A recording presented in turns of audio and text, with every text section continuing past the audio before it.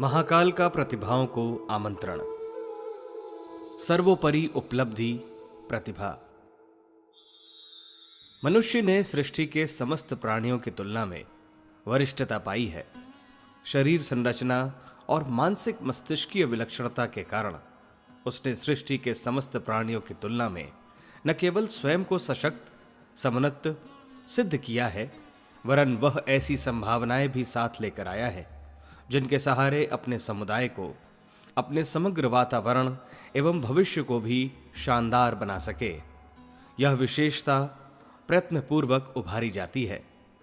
रास्ता चलते किसी गली कूचे में पड़ी नहीं मिल जाती। इस दिव्य विभूति को प्रतिभा कहते हैं। जो इसे सचमुच अर्जित करते हैं वे सच्चे अर्थों में वरिष्ठ विशिष्ट कहलाने के अधिकारी बनते हैं। अन्यथा अन्यान्य प्राणी तो समुदाय में एक उथली स्थिति बनाए रहकर किसी प्रकार जीवन यापन करते हैं।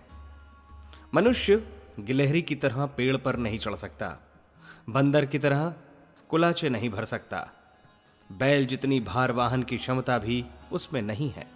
दौड़ने में वह चीते की तुलना तो क्या करेगा। खरगोश के पट्टर भी अपने को सिद्ध नहीं कर सकता।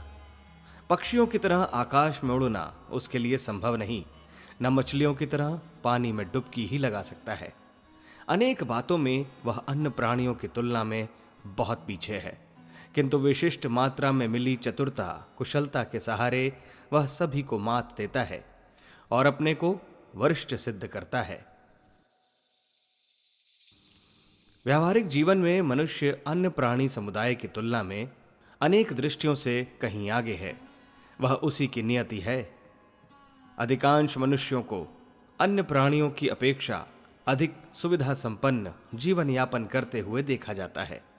इतने पर भी संभावना यह भी है कि वह इन उपलब्धियों की तुलना में और भी अधिक समर्थता और महत्ता प्राप्त कर सके। पर शर्त एक ही है कि उस अभिवर्धन के लिए वह स्वयं अतिरिक्त प्रयास करे, कमियों को पूरा करे और जिसकी नितांत आवश्यकता है उसे पाने कमाने के लिए अधिक जागरूकता पूर्वक, अधिक तत्परता एवं तन्मयता बरते। अपने पुरुषार्थ को इस स्तर का सिद्ध करे कि यह मात्र दैवी अनुदानों के आधार पर ही समुन्नत बनकर नहीं रह रहा है, वरन उसका निज का पुरुषार्थ भी समुचित मात्रा में सम्मिलित रहा है।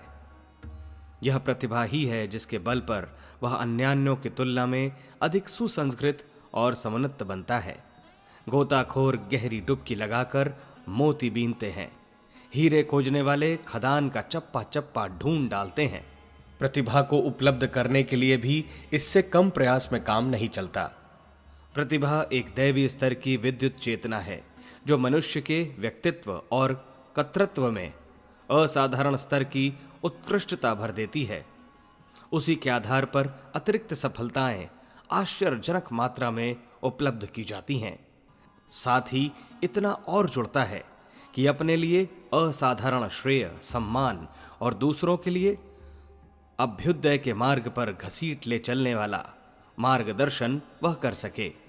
मांझी की तरह अपनी नाव को खेकर स्वयं पार उतरे और उस पर बिठाकर अन्यान्यों को भी पार उतारने का श्रेय प्राप्त कर सके। गिरों को उठाने, डूबतों को उबारने और किसी तरह समय गुजारने वालों को उत्कर्ष की ऊंचाई तक उछालने में समर्थ हो सके। प्रतिभाशाली लोगों को असाधारण कहते हैं, विशिष्ट और वरिष्ठ भी कहा जाता है। साधारण जनों को तो जिंदगी के दिन पूरे करने में ही जो दौड़ धूप करनी पड़ती है, झंझटों से निपटना और जीवन यापन के साधन जुटाना आवश्यक होता है, उसे ही किसी प्रकार पूरा कर पाते हैं। पशु पक्षियों और पतंगों से भी इतना ही पुरुषार्थ हो पाता है और इतना ही सुयोग जुट पाता है। किंतु प्रतिभावानों की बात ही दूसरी है। वे तारागणों के बीच चंद्रमा की तरह चमकते हैं। उनकी चांदनी सर्वत्र शांति और शीतलता बिखेरती है। वह स्वयं सुंदर लगते और अपनी छत्र छाया के संपर्क में आने वालों को शोभा सुंदरता से जगमगा देते हैं। प्रतिभावानों को उदीयमान सूर्य भी कह सकते हैं, जिसके दर्शन होते ही सर्वत्र चेतना का एक नया माहौल उमड़ पड़ता है। वे ऊर्जा और आभा के स्वयं तो उद्गम होते ही हैं, अपनी किरणों का प्रभाव जहां तक पहुंचा पाते हैं वहां भी बहुत कुछ उभारते बिखेरते रहते हैं।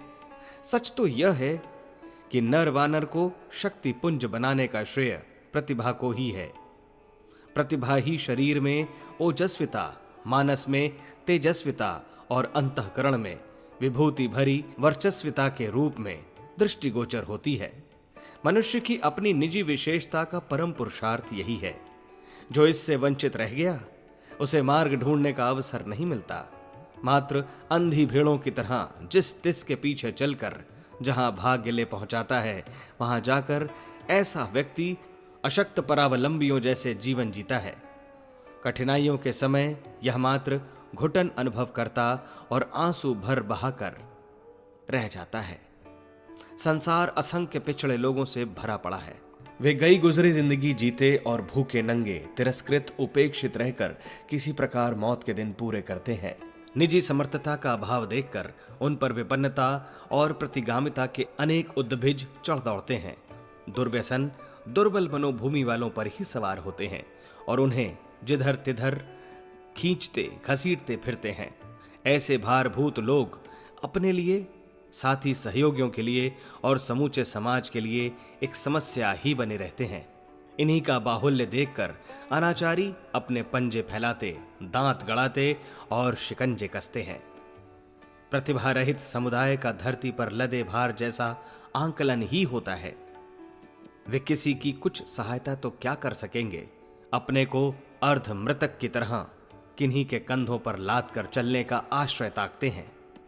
संसार सदा से ऐसा नहीं था जैसा कि अब सुंदर, सुसज्जित, सुसंस्कृत और समुन्नत दिखता है।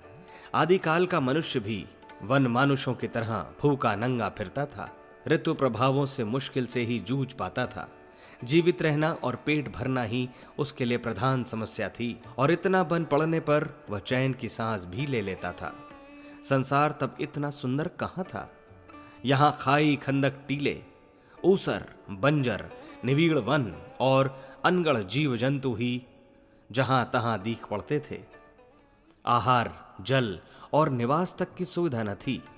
फिर अन्य साधनों का उत्पादन और उपयोग बन पड़ने की बात ही कहां बन पाती होगी।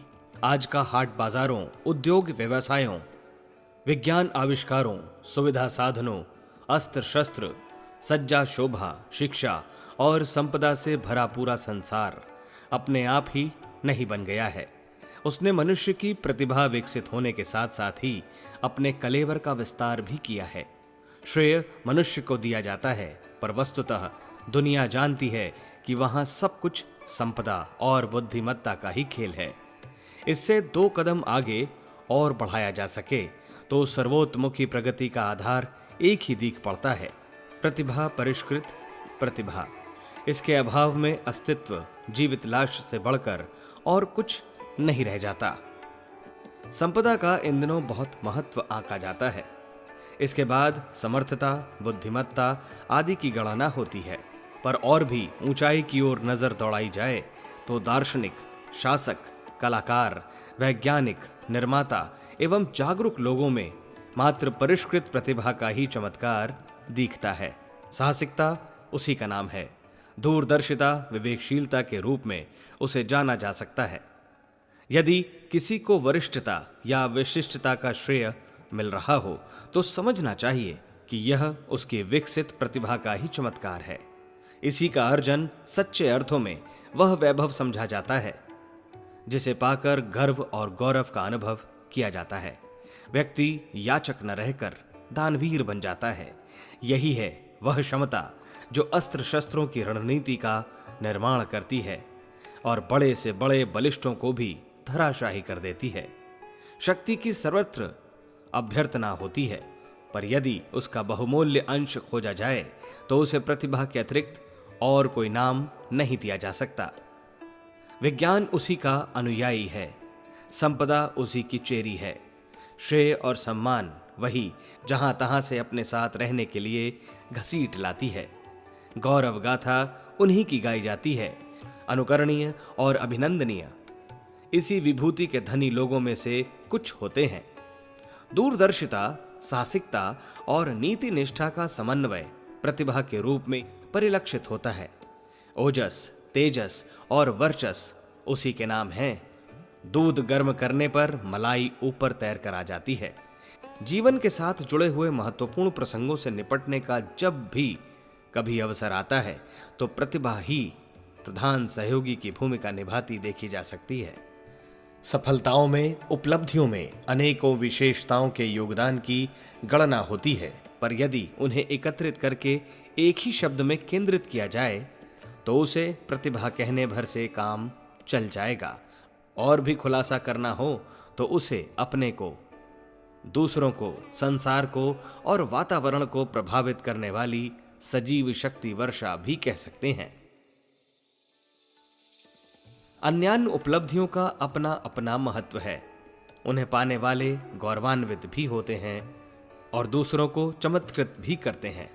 पर स्मरण रखने की बात यह है कि यदि परिष्कृत प्रतिभा का अभाव हो तो प्रायः उनका दुरुपयोग ही बन पड़ता है। दुरुपयोग से अमृत भी विष बन जाने की उक्ति अप्रासंगिक नहीं है। शरीर बल से संपन्नों को आतताई, आतंकवादी, अनाचारी, आक्रमणकारी, अपराधी के रूप में उस उपलब्धि का दुरुपयोग करते और अपने समेत अन्यान्यों को संकट में धकेलते देखा जाता है। संपदा अर्जित करने वाले उसका सही उपयोग न बन पड़ने पर विलास, दुर्व्यसन, उद्धत अपव्यय, विग्रह खड़े करने वाले अहंकार प्रदर्शन आदि में खर्च करते देखे गए हैं। अवांछनीय व्यक्तियों और कार्यों का उसको सहयोग मिल जाने पर अनर्थ ही अनर्थ खड़े होते देखे जाते हैं। बढ़ी हुई शिक्षा या चतुरता एक से एक बड़े प्रपंच रचती है, ऐसे जाल जंजाल बुनती है जिनमें फंसने वालों को मछुआरों और चिड़ीमारों से पाला पड़ने जैसा भाग्य कोसना पड़ता है। बढ़ा हुआ सौंदर्य व्यभिचार का ही रास्ता पकड़ता है। बड़े साहब, अफसर रिश्वतखोरी से, खोटी कमाई से जिस प्रकार बड़े आदमी बनते हैं, उसे देखकर यही सोचना पड़ता है कि यदि यह लोग शरीर श्रम भर से पेट भरने वाले श्रमिक रहे होते तो 1000 गुना अच्छा था। प्रतिभा ही है जो वैभव को उपार्जित ही नहीं करती, वरन उसके सदुपयोग भर के लिए उच्च स्तरीय सुझाव, संकल्प और साहस भी प्रदान करती है। बड़प्पन भी तो इसी पर आश्रित है। हमारे YouTube चैनल शांति कुंज वीडियो गायत्री परिवार को सब्सक्राइब करें एवं बेल आइकन जरूर दबाएं ताकि गायत्री परिवार की विभिन्न गतिविधियों की जानकारी आपको मिलती रहे।